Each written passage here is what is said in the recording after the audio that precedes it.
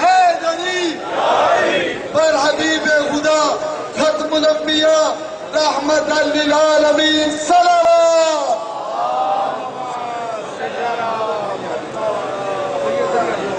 سر سرور سنے آپ نے، اب صورتیں اور سیرتیں سنیں گے سرکار علامہ سے۔ لکا علی بخاری صاحب نے یہ دو جشن خاص کر جناب فاطمہ بنت اسد علی کی ماں کا ظہور اور شہزادہ قاسم ابن حسن مجتبی علیہ السلام منا کر تمہیں یہ بتایا ہے کہ کل جنت میں جاؤ تو جنت تمہیں اجنبی نہ لگے۔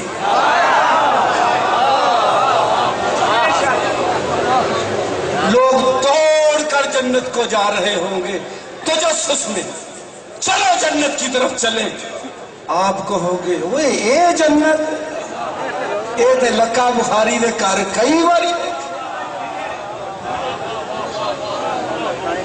آج کا جشن منفرد ہے، میں نے آغاز میں ہی کہا تھا، بڑے سوال اٹھ بھی رہے ہیں، اٹھنے بھی ہیں، جن کو پتا ہے ان کے بھی، جنہوں نے صبح سننا ہے ان کے بھی، کہ جناب یہ پالکیاں، یہ بازار، یہ سٹیج، یہ مسحری، یہ شگن، یہ بری، کیا کیا کچھ سجایا ہے، کیا کیا ایجادات دین کے اندر آ رہی ہیں۔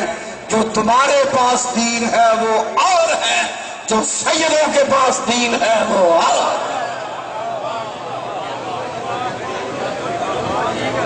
وقت فیصلہ کرے گا حشر میں کہ وہ صحیح بخاری تھا یا یہ صحیح بخاری۔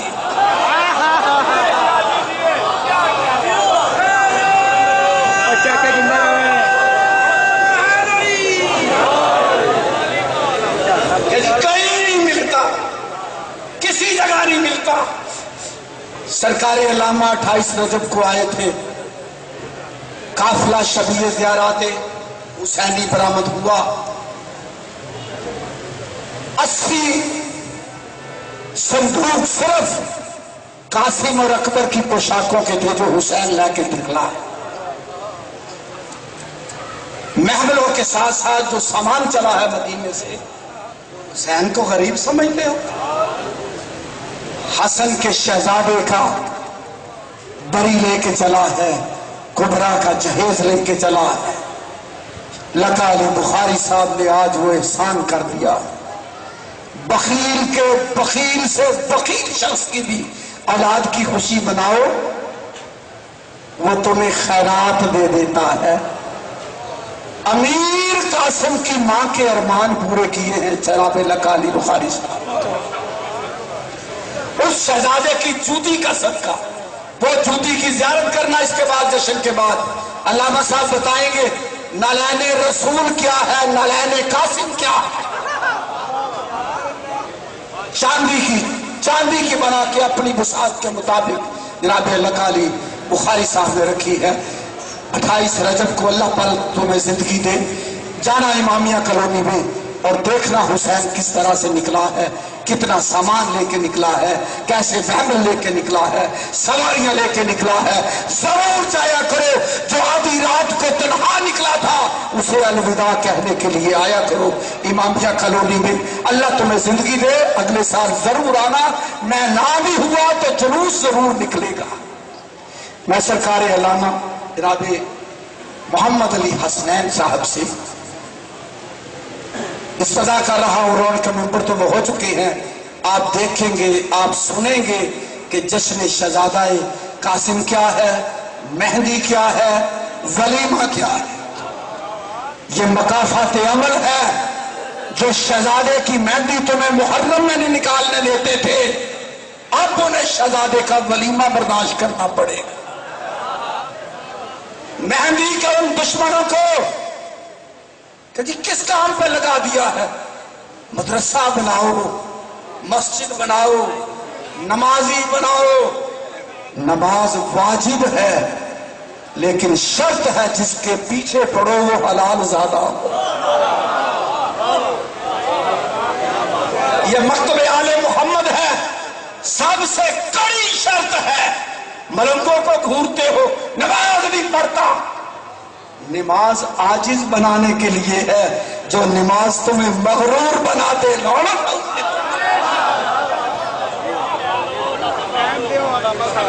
خاک پہ سر رکھوایا ہے اللہ نے تاکہ تم میں عاجزی آ جائے۔ نماز واجب ہے، پڑھتے ہیں، پڑھیں گے، پڑھتے رہیں گے، لیکن شرط پوری کریں گے۔ جس کے پیچھے پڑھتے ہیں وہ حلال زیادہ بھی ہے، اور یہ دستار کے پیچ نہیں بتاتے، لباس نہیں بتاتا، ابا کیسی ہے، امامہ کیسا ہے، حلیہ کیسا ہے، یہ علی بتاتا ہے حلال زیادہ ہے کہ علی کسوٹی ہے۔ الحمدللہ علی ابن ابی طالب علیہ السلام، یہ جسے بے نمازی کہتے ہو، جسے ملنگ کہتے ہو، ماتمی کہتے ہو، یہ آل محمد کے دشمنوں سے کبھی سمجھوتا نہیں کرتا۔ بڑے سے بڑا بھی بادشاہ ہو، ساری نعمتیں اس کے پاس ہو، ملنگ اس کے دسترخوان پہ نہیں جائے گا۔ یہ مکے سے ایک امام آیا تھا، اگلے دن ٹی وی پہ تصویریں آپ نے دیکھ لی کہ کون کون علی کو چھوڑ کے اس کے دسترخوان پہ گیا۔ جن کا امام تھا انہیں تو جانا ہی تھا، انہیں جانا چاہیے تھا، ان پہ واجب تھا، لیکن جن حالات میں آیا تھا، وہ جس کام کے لیے آیا تھا، جس حالات کے لیے آیا تھا، جس کام کے لیے آیا تھا، کون ہے وہ؟ اجداد رسول کے قبریں بلڈوز کرنے والوں کا نمائندہ، رسول کی بیٹی کی قبریں مسمار کرنے والوں کا نمائندہ۔ وہ آیا تھا کہ ساری دنیا ہمارے ساتھ ہے۔ اس وقت میں اگر کوئی تم میں سے گیا ہے تو ایسے ہے جیسے سفین میں علی کو چھوڑ کر کوئی معاویہ کے پاس ہے۔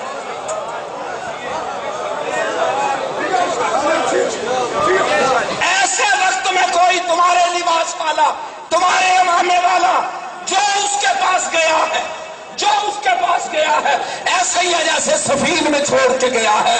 وہ یزید کو چھوڑ کر حسین کے پاس آ جاتا ہے، تم اپنی مسجدوں مکتبوں سے لے کر آل محمد کا لباس پہن کر یزید کے دسترخوان پہ چلے گئے ہو،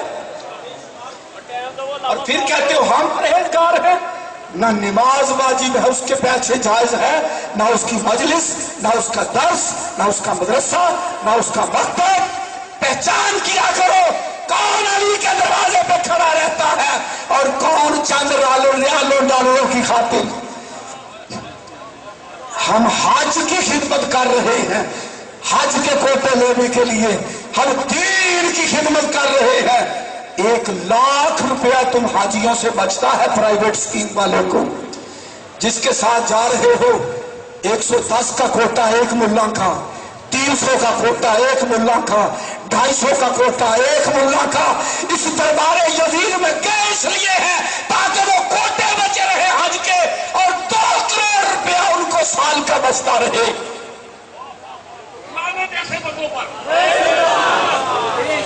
اسی لیے میں کہتا ہوں یہ اس وقت تک تمہارے ساتھ ہیں جب تک تمہارے پاس پیسے ہیں، جب ادھر سے پیسے آئیں گے ادھر چلے جائیں گے۔ عجیب تیری سیاست، عجیب تیرا نظام۔ مراسم حسین سے بھی اور یزید کو بھی سلام۔ یہ ابا کبا والا ملا کر سکتا ہے، اس جیسا کوئی فقیر نہیں رکھ سکتا۔ میں نے پوچھا اتنے بڑے علامہ ہیں امامہ نہیں رکھتے؟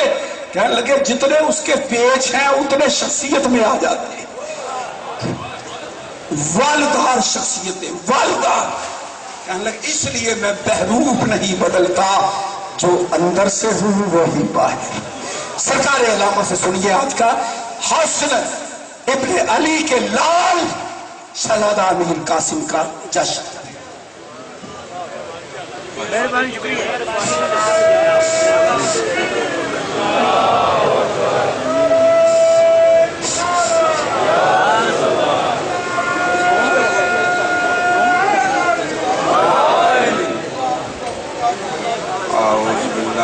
من الشیطان اللعین الرجیم، بسم اللہ الرحمن الرحیم، الحمد للہ رب العالمین، الرحمن الرحیم، والصلاة والسلام على أشرف الأنبياء والمرسلين سيدنا ومولانا وعلة الوجود الكل أبي القاسم محمد والصلاة والسلام على يعشوب الدين والمؤمنين ومالك الركاب وهازم الأحزاب ومبيد الشرك وحق الحق وحقوق الحق وجسد الحق ونقطة الدائرة التوحيد امیر المؤمنین علی بن ابی طالب علیہ السلام والصلاة والسلام على سیدۃ النساء العالمین خیرۃ اللہ بنت نبی الرحمت الکریم الرؤوف الرحیم العظیم والصلاة والسلام على جميع الأنبياء والمرسلين وأوصياء الرسل والصلاة والسلام على قناديل التوحيد حجج الله إلى الخلق طيبين الطاهرين المعصومين والصلاة والسلام على شريك القرآن منتخم آل الله صاحب العصر والزمان القائم المهدي الحجة أما بعد فقد قال الله تعالى سبحانه في سورة الفاتحة بسم الله الرحمن الرحيم الحمد لله رب العالمين صلوات پڑھیں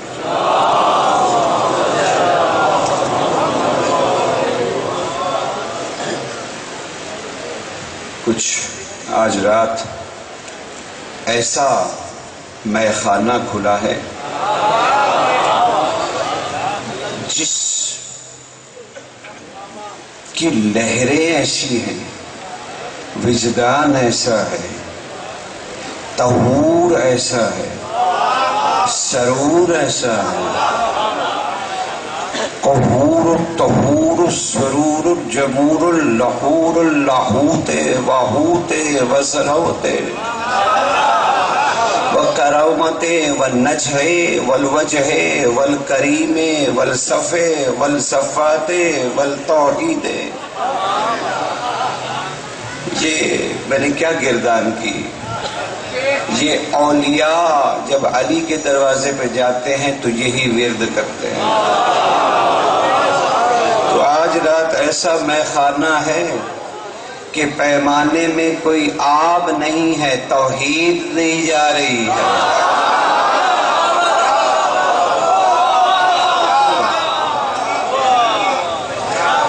یہ حب علی ایسا خمار دیتی ہے انسان کو کہ خدا بالکل صاف نظر آنے لگتا ہے.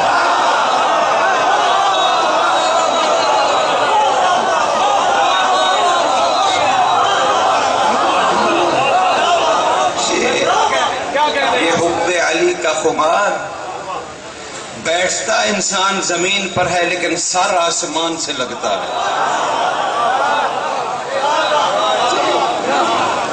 یہ ذکر ایسا ہے، یہ ذکر حب علی ایسا ہے کہ بیٹھتے زمین پر ہیں لیکن آسمان کو انگلی پہ نچاتے ہیں.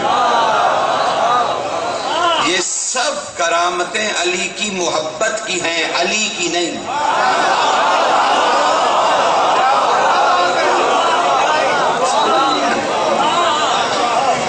اور یقین جانو محمد و آل محمد کے جتنے بھی تم فضائل جانتے یا سنتے ہو یا تم آئندہ سنو گے وہ محمد و آل محمد کے نہیں ہیں، ان کے عرضی وجودوں کے ہیں.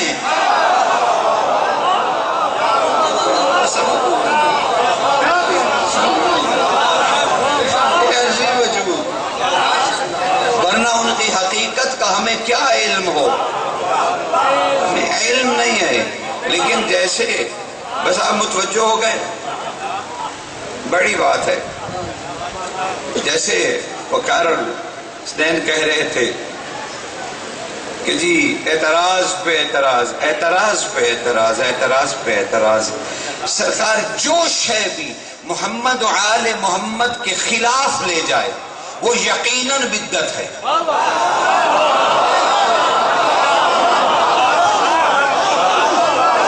اور ہر وہ شے جو محمد و آل محمد کی طرف قلب کو موڑ دے وہ جائز نہیں، عین اسلام ہے۔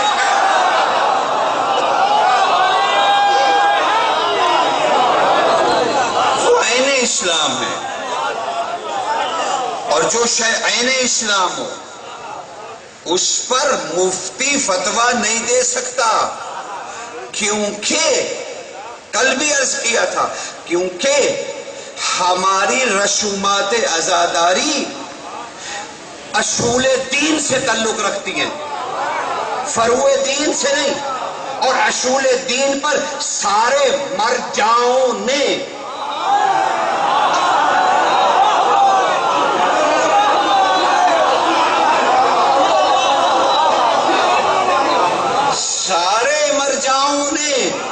یہ لکھا ہے کہ اصول دین میں تقلید حرام ہے۔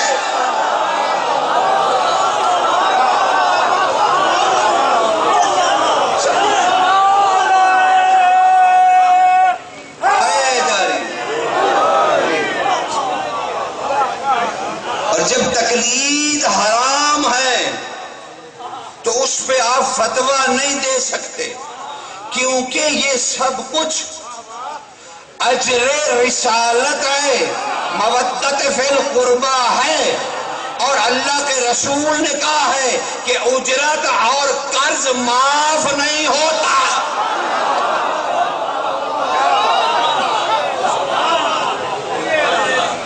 کل ہم نے شہزادی کے حرم میں مہندی کا تذکرہ کیا تھا، مجھے بھی بہت سارے میسج آئے کہ آپ یہ کیا چیز ہے جس پہ پڑھنے جا رہے ہیں، آپ اوضاع علمیہ سے فارغ التحصیل، اور کہاں آپ ولیمے میں جا رہے ہیں؟ حیرت ہے۔ لیکن کل بھی عرض کیا تھا کہ یہ اعتراض ادھر سے ہوا جو ولیمے کے شاید معنی بھول گئے ہیں، حالانکہ انہیں مدرسوں میں پڑھائے گئے ہیں۔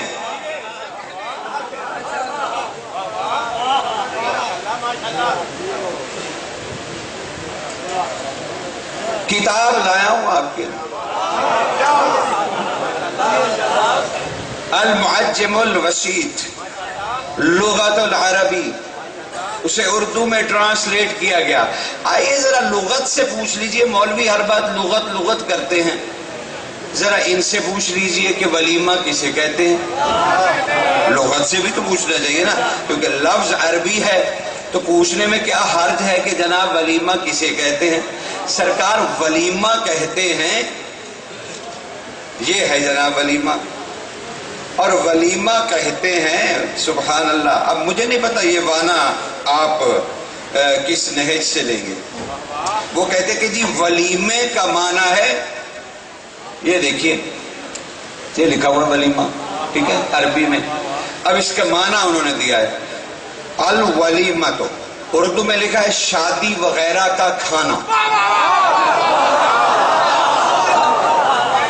ایک معنی یہ لکھا ہے، اور دوسرا وہ کہتے ہیں کہ عربی جس معنی میں لیتے ہیں، عربی، اللہ اکبر، وہ ولیمے کو کیا سمجھتے ہیں؟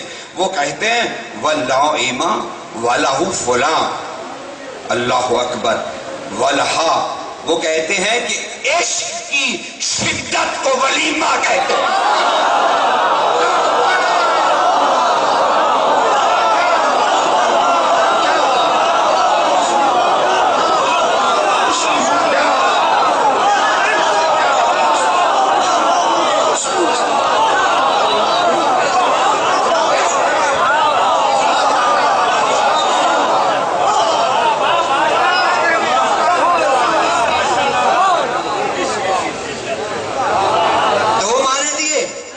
شادی کے کھانے وغیرہ کو شادی پہ کھانا دینا کیا حرام ہے؟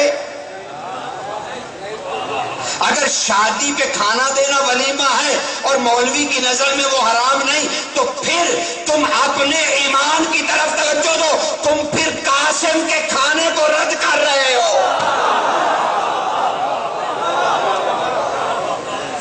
اور اگر اس کا معنی شدت عشق ہے، شدت عشق، تو یہ معنی عرب کا ہے کہ عشق کی شدت، یعنی ولیمہ وہ کہ کسی کے لیے انسان اظہار کرے کہ اسے اس سے کتنی محبت ہے، یہ ہے ولیمے کا معنی۔ لیکن جن کو شہزادے قاسم کے ولیمے پہ اعتراض ہے، عجیب بات آپ کے لاہور کی عرض کر رہا ہوں، ہمارے بہت بڑے ہمارے قوم کے مدرسے جامع المنتظر کے تحت جب قافلے حج پہ جاتے ہیں، میں تو وہاں رہا ہوں نا اور قافلوں کا استقبال بھی کرتا رہا ہوں، جب وہ قافلے واپس آتے ہیں تو جاوا ہاؤس میں حج ولیمے کے کارڈ میں نے بھی رسیو کیے ہوئے ہیں۔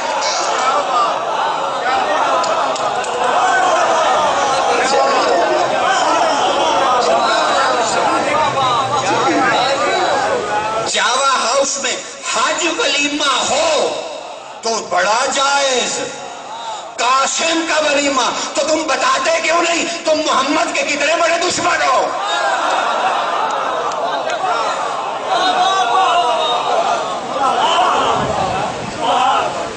نام پہ اعتراض ختم ہو گیا؟ آواز بلند صلوات۔ مجھے آج بہت ساری چیزوں کے جواب دینے بڑی بڑی ہیں میری میلز اور ایس ایم ایس اور پتہ نہیں کیا کیا، ہم گھبراتے تھوڑی ہیں۔ مجھے تو خوشی ہے کہ قوم میں اتنا شعور پیدا ہوا کہ پوچھیں، یہ تو بڑی خوشائند بات ہے، یہ کوئی بری بات نہیں ہے، اس پہ تو میں سجدہ شکر بجا لاتا ہوں اپنے رب کا، شکر ہے میری سوئی ہوئی قوم اٹھ کھڑی ہوئی۔ اب ہر ممبر پہ پوچھا جائے گا یہ کیا کہہ رہے ہو؟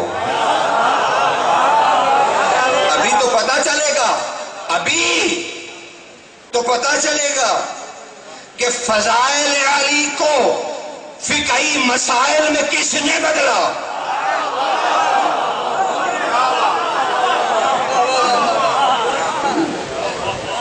یہ خوبصورت تصور یہی کہیں بیٹھے ہمارے ایک بچے کا ہے، اس نے ایک نظم پڑھی تھی علی نے، مجھے آج تک پسند ہے۔ اس نے بڑی پائے کی ایک مصرے میں بات کی، اس نے کہا ملا نے مسئلہ تب کھڑا کیا جب اس نے فضائل کو مسائل بنا دیا۔ تھے وہ فضائل، تبدیل کر دیا اسے مسائل میں۔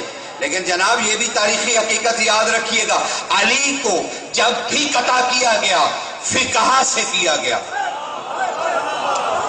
علی خطبہ دے رہے تھے عظیم الشان کہ جب آخری انتہائی معراج فضائل پر پہنچے تو کسی نے آنکھ سے اشارہ کیا، ایک عربی کھڑا ہو گیا، کہنے لگا یا امیر المومنین، وضو صحیح نہ ہو تو نماز کیسے پڑھی جائے؟ اور علی کا خطبہ رہ گیا۔ یہ فقہ سے قتل کرتے ہیں فضائل علی کو، وہ ان کے کافروں کے ہاتھ میں خنجر تھے، ان کے ہاتھ میں فقہ ہے۔ یہ فقہ سے فضائل کو، فقہ سے فضائل کو، اور کبھی میں نے کہا تھا پتہ نہیں کس دربار سے آتا ہوا تھا بادشاہ کا ایک جملہ کہ آخر یہ مکسریت کی ہندا کب تک فضائل علی کا کلیجہ چبائے گی؟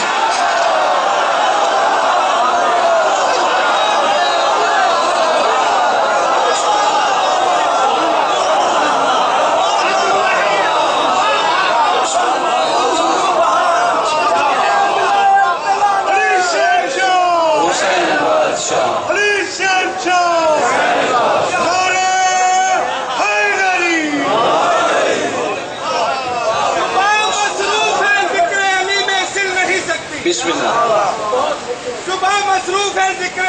सिल नहीं सकती, और अली मरकज है, मरकज से मोहब्बत हिल नहीं।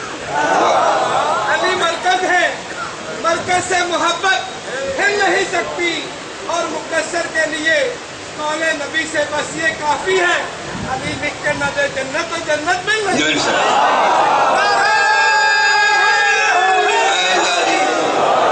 आप ही की किताबों में लिखा हुआ शतीता नामी एक खातून ने एक खूबसूरत कपड़ा बुना के बादशाह काजिम की खिदमत में भेजा था, जिसे इमाम ने कबूल किया था।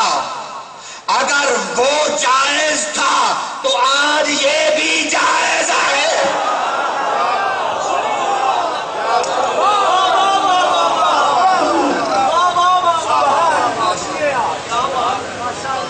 मुल्ला कैसी बातें करते हो?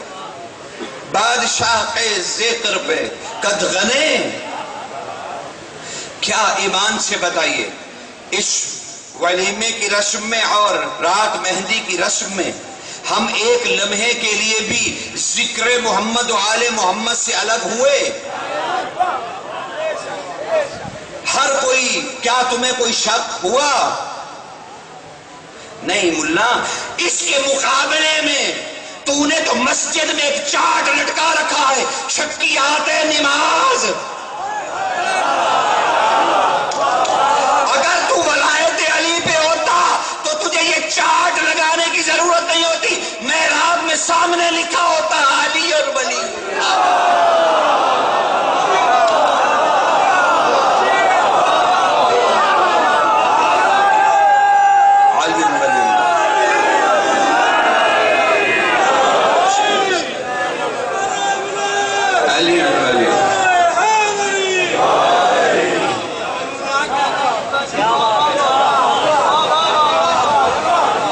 शक्कियात यानी बेचारा कोई इबादत के लिए दाखिल हो जाए, सबसे पहले वो अपने शक पढ़ता कि जी मेरी नमाज में कितने शक हैं।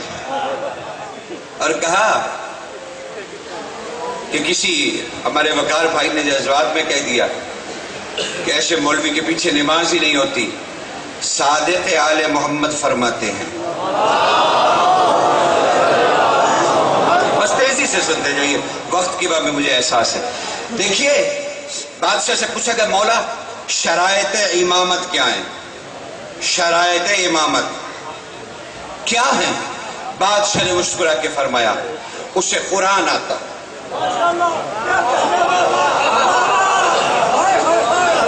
उसे पहली शर्त कि उसे कुरान आता। दूसरा कि उसका लहन ऐसा हो कि मुक्तदी को समझ आए कि कुरान पढ़ रहा है। लहजा ऐसा हो कि पता चले कि कुरान पढ़ रहा है। तीसरा, बादशाह फरमाते, तीसरा मोमिन हो,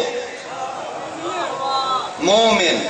चौथा शिया अली हो। बैठ जाओ। चौथा शिया अली हो। अचानक इमाम रुके और फिर क्या, इन सब से औला ये है कि जिसके पीछे नमाज पढ़ो, पहले उसके पास जाओ और उससे पूछो कि आप हलाल ज़ादे हो या हराम ज़ादे। कौले इमाम है, हर मुल्ला जानता है कि ये किस किताब से मैं पढ़ रहा हूं।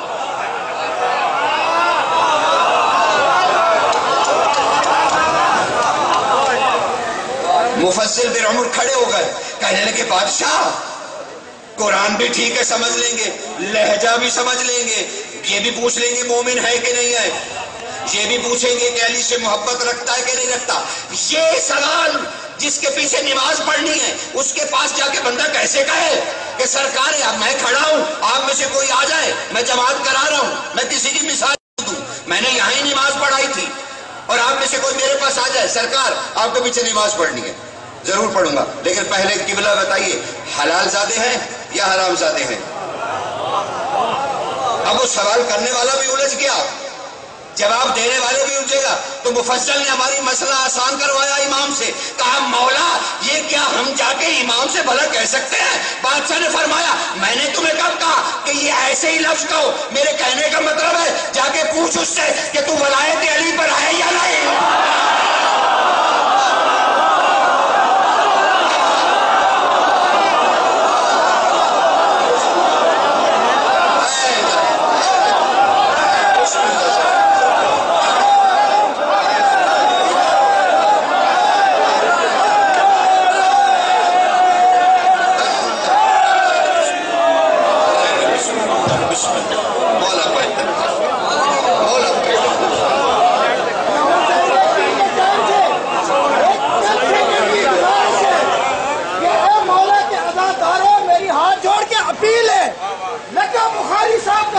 جتنا خرچ اخراجات ہوا ہے ہم اس کا حق ادا نہیں کر رہے ہیں.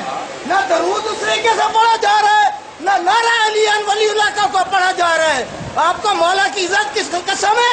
یہ قسمت سے نصیب ہوتے علم ہے. یہ جشن قسمت سے نصیب ہوتے.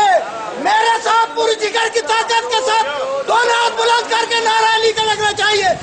علی حق علی حق علی حق علی حق علی حق علی حق علی حق علی حق علی حق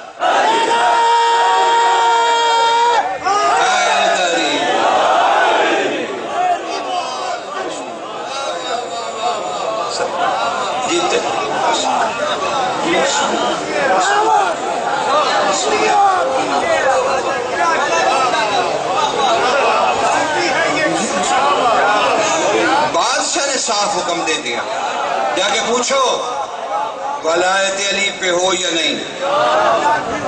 اگر کہے ہوں تو اس کے پیچھے نماز پڑھو, نہیں تو اپنی نماز پڑھو. جب میرے پاس میرے امام کا صریح حکم موجود ہے تو میں لڑتی پھرتی توسیعوں کے درمیان کیوں جاؤں؟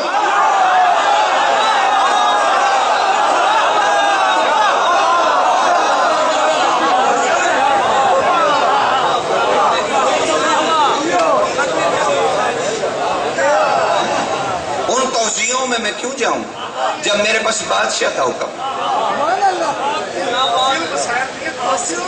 تمشیف المسائل واقعی صحیح بات ہے. لیکن چلیے سرکار آج کے جشن کے صدقے ٹھیک ہے نا, ان کو چھوڑیے, ہم اپنے پاکوں کی بات کریں, ہم اپنے سرداروں کا گیت گائیں, جس کا نمک کھاتے ہیں ان کا ذکر کرنا چاہیے. ہمیں کیا لینا دینا, ملا کیا کرے گا کیا نہیں کرے گا. یہاں جنت کے تذکرے بھی ہوئے کہ جی جنت میں جائیں گے. چھٹے تاجدار کے سامنے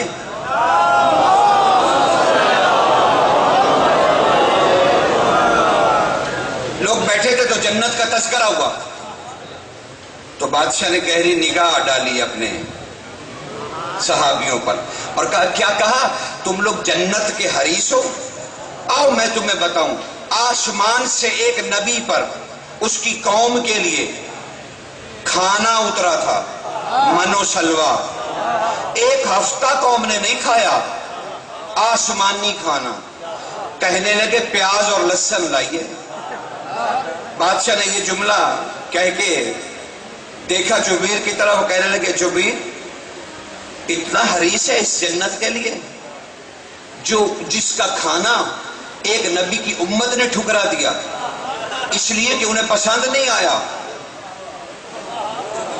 جنت کا کھانا انہیں پسند نہ آیا اور لگے اپنے نبی کو تنگ کرنے کہ ہمیں یہ نہیں چاہیے, ہمیں تو پیاز چاہیے, لہسن چاہیے, دال چاہیے مسور کی, ہمیں یہ چاہیے, ہمیں یہ نہیں چاہیے, یہ جو آپ نے من و سلوا منگوایا ہے یہ نہیں چاہیے. تو ہم تو علی کے محب ہیں جو موسیٰ کا بھی وہ ہے.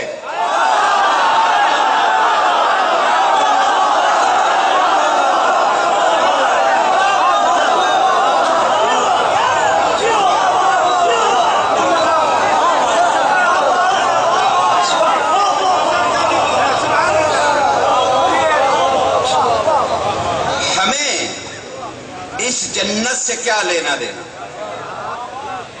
ابھی ایک کتاب آپ کی یہاں اردو میں چھپ چکی ہے، قطرۃ من فضائل المومن وعرفان الامامت، اس کا ترجمہ ہو چکا ہے۔ اس میں ایک حدیث ہے بادشاہوں کی کہ جب حشر ختم ہو جائے گا، حشر ختم ہو جائے گا تو جنت سے حوروں کے پیغام آئیں گے جن جن کے حصے میں آئی ہیں کہ جنت میں آئیے، اور ہر مومن قاصد ملک کو پیغام دے گا، جاؤ ان حوروں سے کہہ دو نہیں دیکھ رہے ہم حشر میں مجلس حسین برپا کیے ہوئے ہیں۔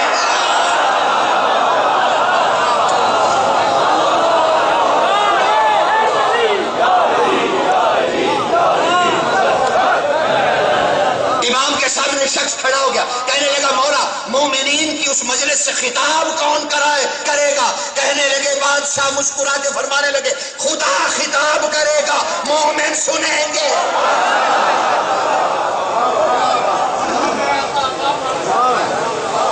کس کس کو حدیث کو جھٹلاؤ گے؟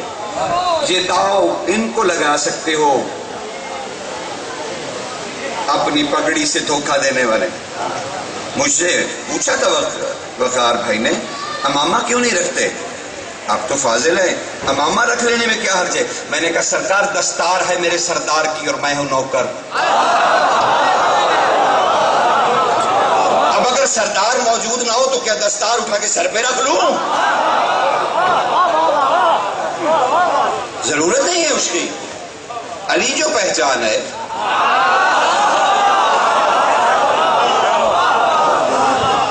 سوچا واحد فرقہ ہے آپ کا جو اپنے علماء کو قبلہ کہتا ہے، اور قبلے کی خصوصیت سب سے بڑی ہے کیا؟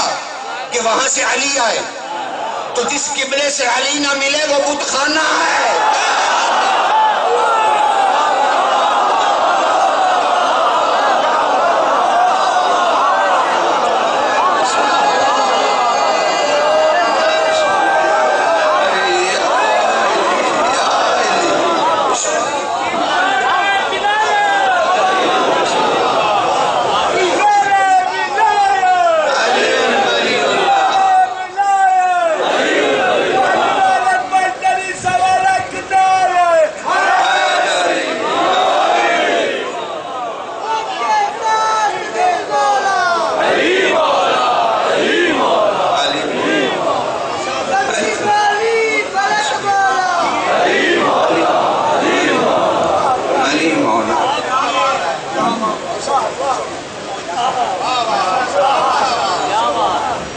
کوئی بات نہیں، کسی اور عالم کو بھی ہماری قوم نے امام مانا تھا تو امام کعبہ مان لیا تو کیا ہوا؟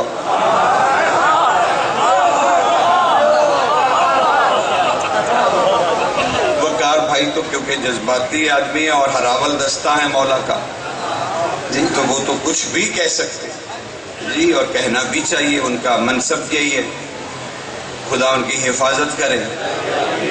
اچھا، یہ باتیں یہاں کی بہت ہو گئی، ایک بات میرے ساتھ ابھی طے کر لیجیے، میں آج کہیں جانے لگا ہوں عرفان کے سمندر میں، اور یقین جانیے یہ فضائل محمد والے محمد کے سمندر میں کبھی کوئی نہیں ڈوبا۔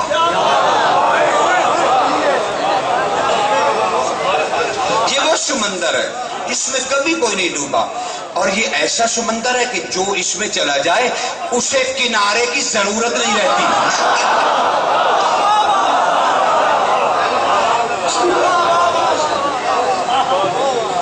تو آئیے چلیے نا آج اس فضائل کے سمندر میں چل کے دیکھیں تو صحیح خدا نے توحید کو کیسے کیسے چھپایا۔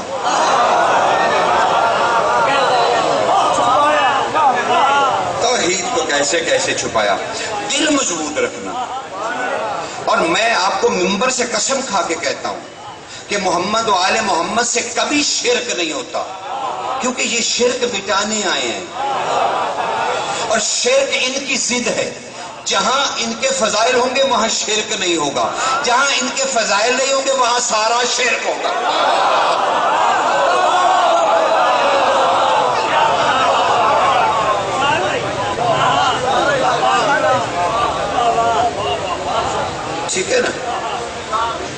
سمجھ گئے نا آپ میری بات؟ اب آپ نے قلب مضبوط رکھ دیا.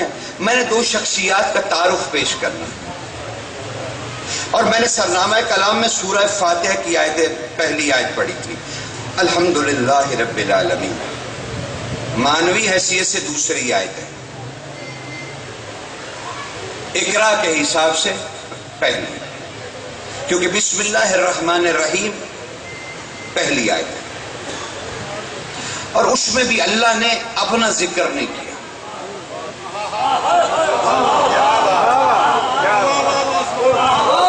بسم اللہ، اللہ کے اسم سے.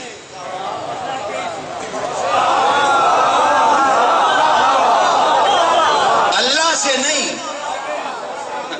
اللہ کے اسم سے، جو رحمان بھی ہے جو رحیم بھی ہے.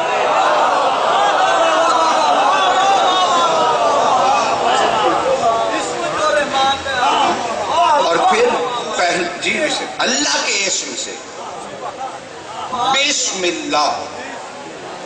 اب وہ الگ بات ہے کہ جس اسم کو رحمان اور رحیم کہہ رہا ہے اس سے پہلے بھی ایک اسم کا نام لے رہا ہے جسے کہتے ہیں نقطہ بے.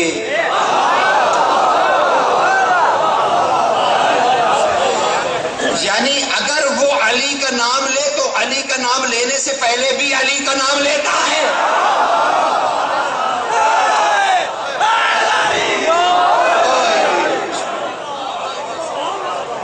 سمجھ رہے ہیں؟ اور آج بالکل نہیں تھکنا، پھر زندگی کی باتیں ہیں.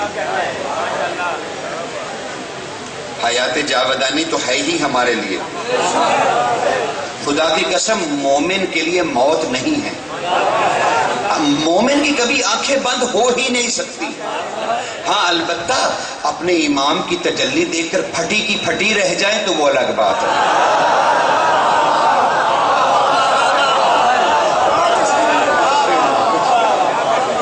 وہ ایک الگ معاملہ ہے، وہ ایک الگ معاملہ ہے. لیکن کس کس کی تجلی عرض کرنے لگا ہوں. ایک بات سمجھ لیجئے، توحید اللہ کو نہیں کہتے. توحید اللہ کی صفت ہے. اگر توحید اللہ ہوتا تو پھر اصول دین میں باقی 4 اصول اور نہ ہوتے. یہ وحدہ لا شریک ہے.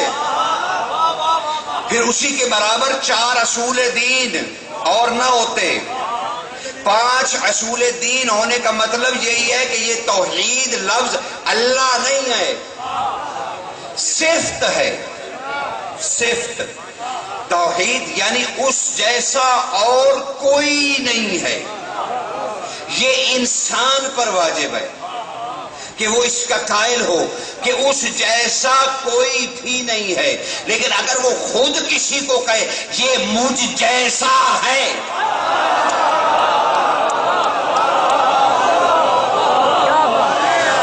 میں چھپا ہوا خزانہ تھا، میں نے چاہا کہ ظاہر ہو جاؤں، اور جب ظاہر ہوا تو محمد.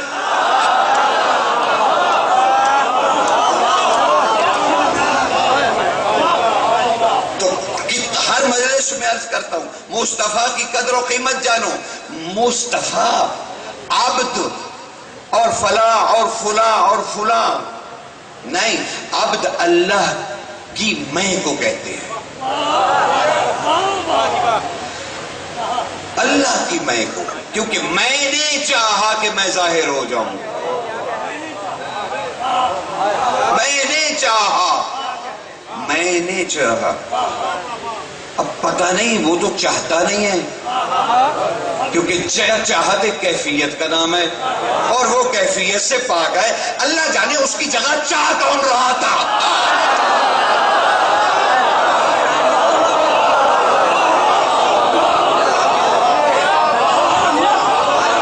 اللہ جانے وہ تو کیفیات سے. آؤ ہم تمہیں بتائیں علی نے توحید کیسی بتائی. علی نے ہم سے کہا، مشارق العلماء رجب البرسی فرماتے ہیں علی جب مصلی پہ کھڑے ہوتے تھے تو کھڑے ہوتے ہی تکبیر کہنے سے پہلے کہتے تھے اللہ اکبر. میں رجب البرسی کے جملے کہوں تو اس کا ترجمہ ہی اردو میں نہیں ہے. اور وہ کہتے ہیں کہ علی کہتے تھے میں تجھے ہی تیرے سامنے لایا ہوں.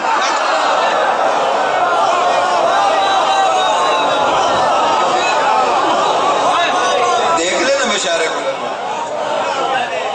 میں تجھے ہی تیرے سامنے لایا ہوں. ہم اسے رب محمد والے محمد کہتے ہیں جس کے سامنے اس جیسے سجدے میں گر جائیں.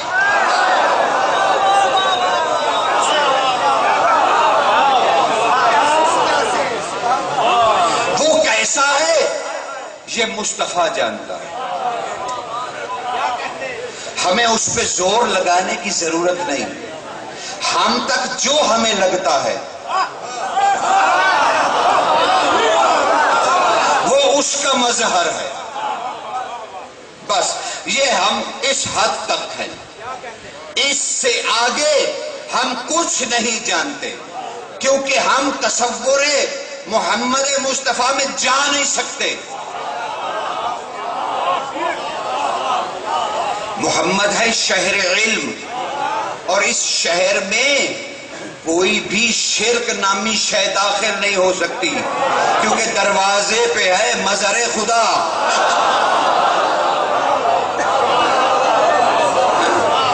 سمجھ رہے ہو نا؟ بس میں تمہیں عرفان میں لے جانے سے پہلے عرفان کی چھوٹی چھوٹی چیزیں عرض کر رہا ہوں. اب محمد و آل محمد کے گھر میں جتنے فرد اہل بیت کہلائیں گے ان کا کم سے کم درجہ یہ ہے کہ وہ علی ہوں.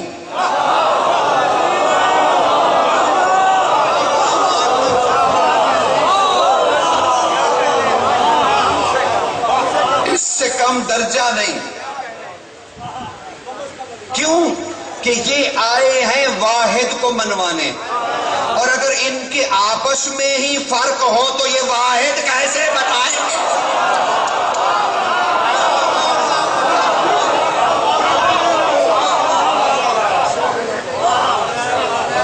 یہ ایک جیسے ایک جیسے ہیں اور ان کے سب کے فضائل بھی ایک جیسے ہیں, الگ الگ نہیں ہیں, الگ الگ نہیں ہیں. میں علی بادشاہ کے فضائل پڑھوں تو وہی قاسم کے بھی ہیں, وہی ولایت قاسم بھی رکھتا ہے. اور اگر میں سیدہ کے پڑھوں تو وہی میری مالکہ کبریٰ بھی وہی فضائل رکھتی ہیں. بس میں نے آپ کو متوجہ کر لیا. میں آج بتانا چاہتا ہوں کہ حسین جو اللہ کی تنہائی ہے,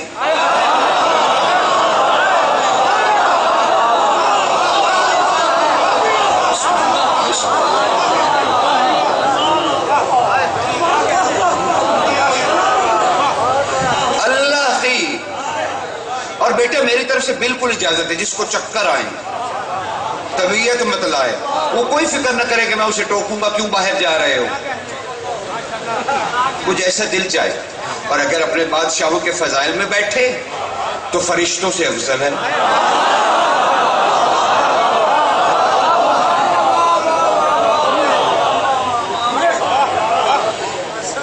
میں ذکر کرنے لگا ہوں شہزادی کبریٰ بنت الحسین کا. اب میں نے بسم اللہ میں نے بنت الحسین کہہ دیا ہے, شرک نہیں ہے. میں نے آپ سے سند لے لی ہے, یعنی میں حسین کی صاحبزادی کے فضائل پڑھنے لگا ہوں. اب اگر حسین کی بیٹی کے فضائل تمہیں اللہ جیسے دکھائی دے تو یہ تیرا نقص توحید ہے.